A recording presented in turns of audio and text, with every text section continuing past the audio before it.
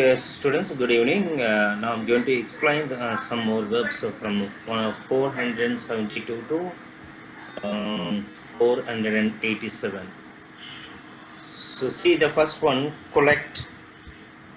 See, collect, past and past participle, collected, collected.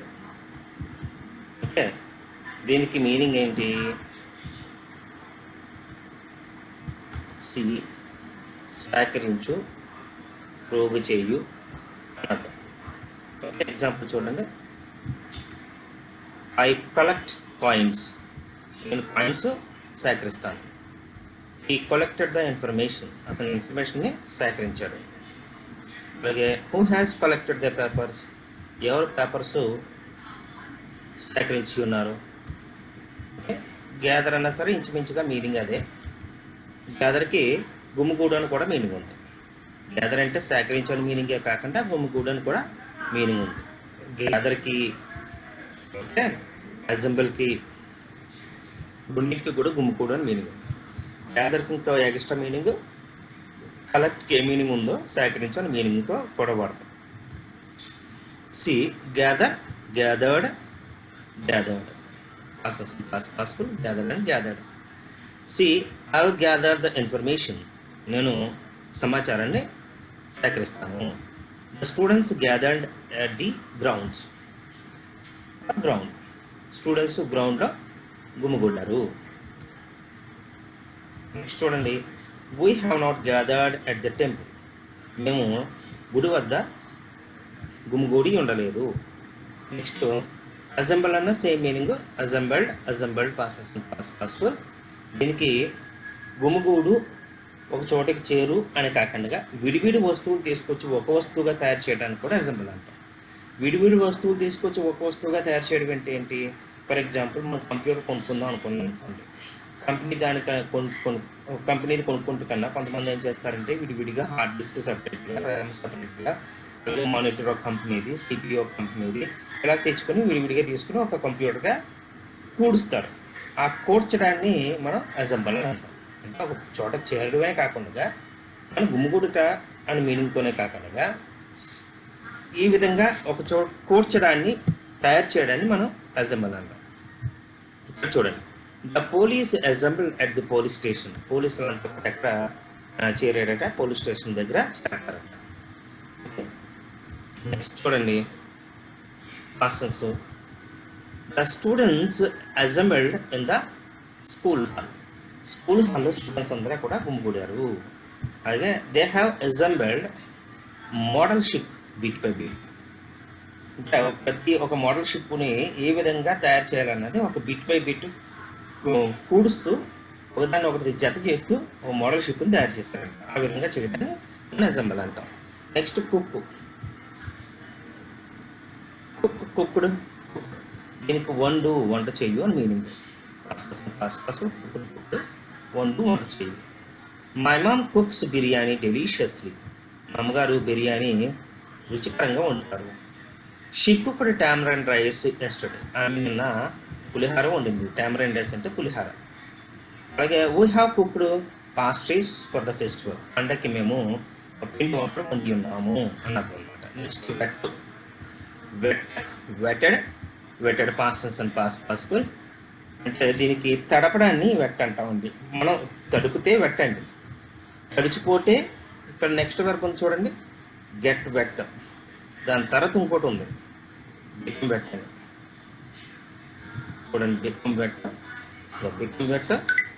అన్నా get wet అన్నా రెండింటికి కూడా మీనింగ్ ఏంటంటే తడిచిపోవడం. అంటే దీనికి గెట్ వెట్కి ప్లస్ బికమ్ వెట్కి ఈ రెండింటికి కూడా మీనింగ్ తడిచిపోవడం. దీనికి తడపడం, ఏదైనా తడిపితే వెట్టో, మనం తడిచిపోతే గెట్ వెట్, బికమ్ వెట్టో. ఓకే ఓకే చూడండి, వెట్కి ఎగ్జాంపుల్స్ చూడండి. I'll wet the floor with water. నేను నీటితో ఈ ఫ్లోర్ని తడుపుతాను. She wetted the clothes. ఆమె బట్టలు తడిపింది. అలాగే she has wetted her palms. ఆమె అరిచేతులు తడుపుకుంది. Next get wet, got wet, got and wet passes and పాస్కి.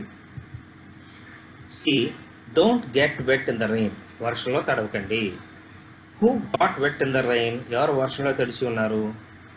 అలాగే the woods or the wood logs have gotten wet in the rain, అంటే చెక్కదెమ్మలు, చెక్క లాగ్స్ అంటే మన ఏంటంటారు పొయ్యిలు అనమాట, చెట్టు యొక్క పొయ్యిలు. సో అవి ఏమైతే వర్షంలో తడిసిపోయాట. బికమ్ వెట్ చూడండి, become wet, became wet, become wet. So దీనికి పాసెస్ అండ్ పాస్బుల్ జాగ్రత్తగా అబ్జర్వ్ చేయాలి మీరు. పాస్ట్ సమ్మ become wet, past participle present also ఒకటే. అలాగే ఎగ్జాంపుల్ చూడండి, she likes to become wet in the rain, ఆమె వర్షంలో తడడం అంటే ఆవిడకి ఇష్టం. Who became wet in the cyclone, ఎవరు తుఫాన్లో తడిసిపోయి ఉన్నారు. I have not become wet in the rain, నేను వర్షంలో తడిచి ఉండలేదు. ఆ విధంగా వాడతాం.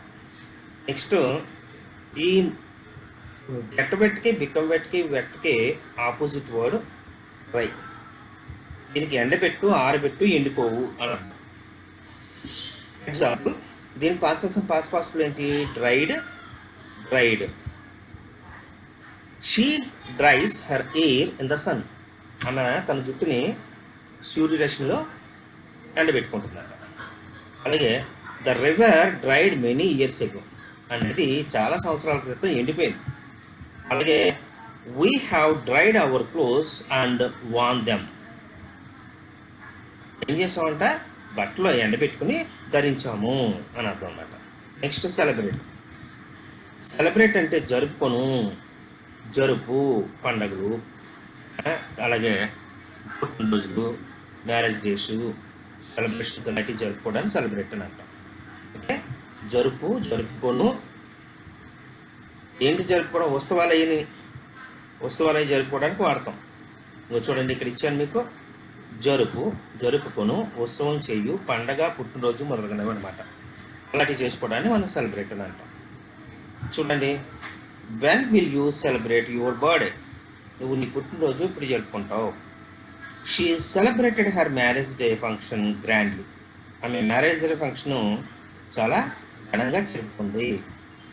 Why haven't you celebrated your housewarming ceremony, ఎందుకు మీరు గృహప్రవేశ కార్యక్రమాన్ని జరుపుకుని ఉండలేదు అనే విధంగా వాడతాం. నెక్స్ట్ బ్రేక్ ఉంది చూడండి, ఈ వెర్బ్ దగ్గర చాలా జాగ్రత్తగా ఉండాలి. ఎందుకంటే ఈ వెర్బ్కి సంబంధించి పక్కన ప్రిపోజిషన్స్ మారితే, ఇప్పుడు ఈ బ్రేక్కి అయితే ఇక్కడైతే ప్రిపోజిషన్ ఏం లేదు, కానీ నెక్స్ట్ వచ్చే వెర్బ్స్కి అన్నిటికి కూడా బ్రేక్కి ప్రిపోజిషన్స్ మారుతుంటే వాటి మీనింగ్స్ మారిపోతుంటాయి.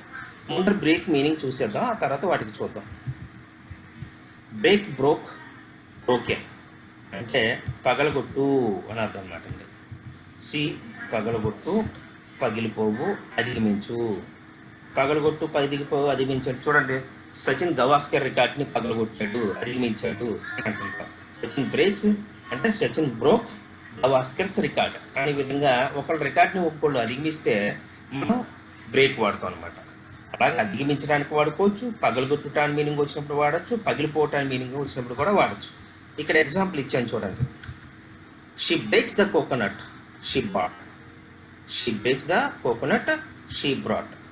అప్పుడు కొన్న కొబ్బరికాయని పగలగొట్టింది.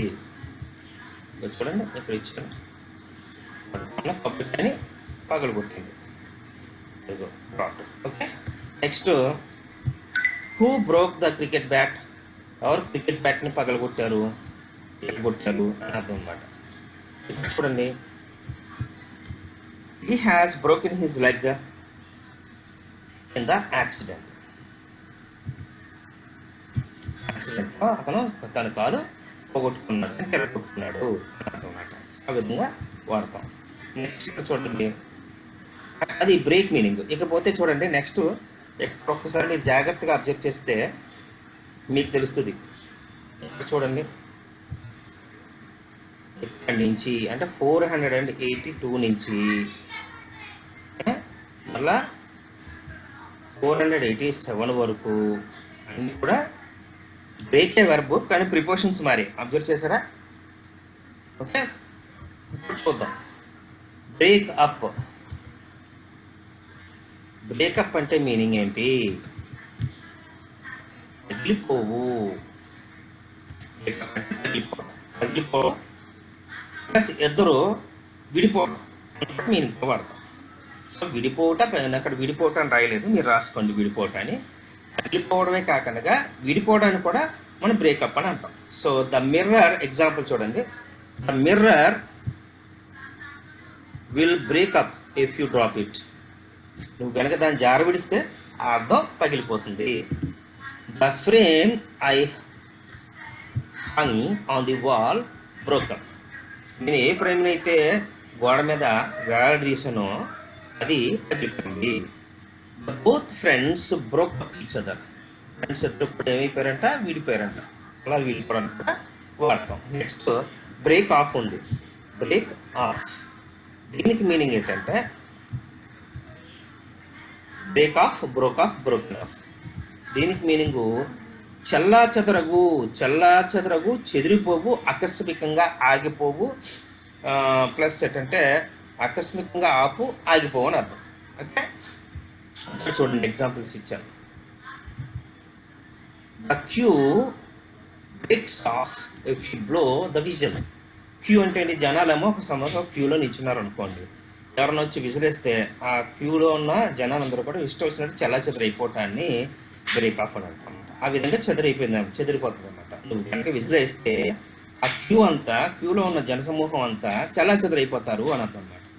Next the people in the procession broke of when the police horn. ఏం చేశారట, పోలీసు విజిలేసిన హార్న్ కొట్టిన వెంటనే ఆ ప్రొసెషన్లో ఉన్న జన సమూహం అంతా చెల్లాచెదరైపోయారు అని అర్థం అనమాట. He has broken off his conversation when I went there. అంటే ఇక్కడ ఆగిపోవు, ఆపివేయు అని అర్థం అనమాట. ఆకస్మికంగా స్టాప్ చేశాడు అనమాట. అంటే ఏంటది, he has broken off his conversation. అతను ఏం చేశాడట, తన కన్వర్జేషన్ ఆప్ చేసేసాడట. ఎందుకు, వెన్ ఐ వెంట్ దేర్. ఎప్పుడు, వెన్ ఐ వెంట్ దేర్, నేను అక్కడికి వెళ్ళినప్పుడు అతను తన కన్వర్జేషన్ ఆఫ్ చేశాడు. అంటే ఎవరితో మాట్లాడుతున్నాడు అనమాట, నేను వెళ్ళేసరికి ఆఫ్ చేసేసాడు. ఆ విధంగా ఆకస్మికంగా ఆఫ్ చేయడానికి కూడా మనం బ్రేక్ ఆఫ్ అంటాం. Next break down, broke down, broken down. దీనికి నిలిపివేయు, ఆపివేయు, నిలిచిపోవు, ఆగిపోవు. ఆకస్మికంగా ఒక యంత్రం కానీ అంటే యంత్రం అంటే మెషిన్, ఒక మెషిన్ కానీ ఒక పనిని కానీ ఆపివేయడాన్ని, సడన్గా ఆపివేయడాన్ని, ఆగిపోవడాన్ని మనం బ్రేక్ డౌన్ అని అంటాం. చూడండి, మన అస్తమానం ఆర్కేస్తూ ఉంటాం, వర్కర్స్ బ్రేక్ డౌన్ చేశారు అని. అంటే వేతనాలు పెంచకపోతే, వాళ్ళకి డిజైర్స్ కనుక ఫుల్ఫిల్ చేయకపోతే వాళ్ళు పని ఆఫ్ చేసేస్తుంటారు. ఆ విధంగా ఆఫ్ చేసేయడాన్ని, ప్లస్ ఇప్పుడు మనం కారులో ప్రయాణిస్తాం అనుకోండి, సడన్గా కారు మధ్యలో ఎక్కడ యంత్రలోపం వల్ల ఆగిపోయింది అనుకోండి, ఆ యంత్రలోపం వల్ల ఆగిపోవడాన్ని మనం బ్రేక్ డౌన్ అని అంటాం. ఎగ్జాంపుల్స్ చూడండి, ఇక్కడ నేను ఇచ్చాను. ఇక్కడ workers will break down if you don't increase there wages. మీరు కనుక వాళ్ళ యొక్క వేతనాలు పెంచకపోతే వర్కర్స్ పని నిలిపేస్తారు. ఇక్కడ చూడండి, my car broke down in the middle of the journey. నా జర్నీ మధ్యలో మా కారు ఆగిపోయింది. ఇక్కడ చూడండి, the machine has broken down while I was working on it. నేను ఆ మెషిన్ మీద పనిచేస్తూ ఉన్నప్పుడు ఆ మెషిన్ ఆకస్మికంగా ఆగిపోయింది అన్నది అనమాట. నెక్స్ట్ ఇక్కడ చూడండి, బ్రేక్ త్రూ, చొచ్చుకొని పోవు, దారి చేసుకొని పోవు అని అర్థం అనమాట. ఇప్పుడు అడ్డంగా ఎవరన్నా జనాలు ఉన్నారనుకోండి, ఆ జనం మధ్యలోంచి మనం వాళ్ళని దారి చేసుకుంటూ చొచ్చుకొని పోవడాన్ని మనం బ్రేక్ త్రూ అంటాం. సో దేంట్లో నుంచైనా సరే చొచ్చుకొని బయటకు రావడం కానీ, చొచ్చుకొని వెళ్ళిపోవడానికి కానీ మనం బ్రేక్ త్రూ అంటాం. ఇక్కడ చూడండి example, the sun breaks through the clouds. ఏమవుతుందంట, ఆ బ్లాక్ క్లౌడ్స్ ఉంటాయి నైట్, పొద్దున వచ్చేసరికి ఏమవుతుంది, ఆ బ్లాక్ క్లౌడ్స్లోంచి అంటే ఆ మబ్బు, ఆ నల్లని మబ్బుల్లోంచి సూర్యుడు బయటికి వస్తాడనమాట. దాన్ని మనం ఉదయించుట అంటాం.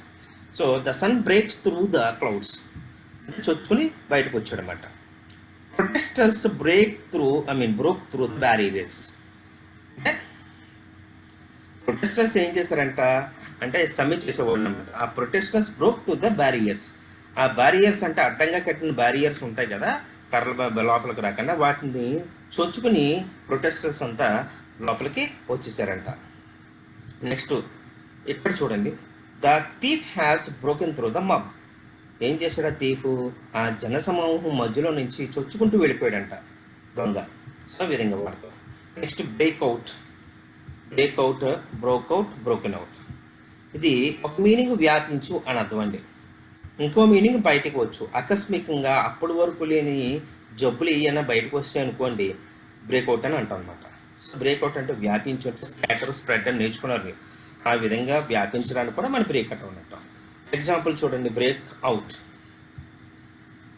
The stinky smell breaks out throughout the room.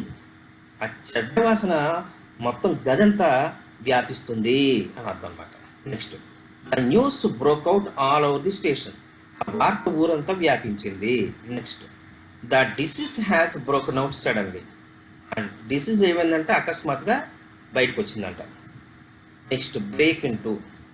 చిన్న చిన్న పీసెస్గా ముక్కలు ముక్కలుగా చేయడాన్ని, కఠాలను తలుపు తెరుచుకుని లోనికి ప్రవేశించడాన్ని మనం బ్రేక్ ఇంటూ అని అంటాం. ఎగ్జాంపుల్ చూడండి, he will break into the room అంటే ఏంటి, తటాలను తలుపు తెరుచుకుని లోపలికి వస్తాడనమాట. అదే తటాలను తలుపు తెరుచుకుని లోనికి వస్తాడు. The robbers broke into the train. ఏం చేశారంట, రాబర్స్ తటాలను తలుపు తెరుచుకుని ట్రైన్లోకి ప్రవేశించారనమాట. అంటే ఆ విధంగా దొంగతనం చేయడం కోసం అనమాట, రబ్ చేయడానికి. Next, youths had broken into the bars and smashed the place. Bars అంటే బిఆర్ఎస్. ఏం చేస్తారంట యూత్,